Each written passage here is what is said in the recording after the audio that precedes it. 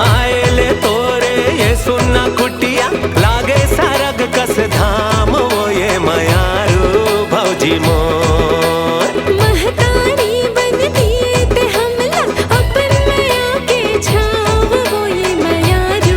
भौजी मोर कभू झंझुटे पिक्चर देख के निकला था मयारू भौजी 2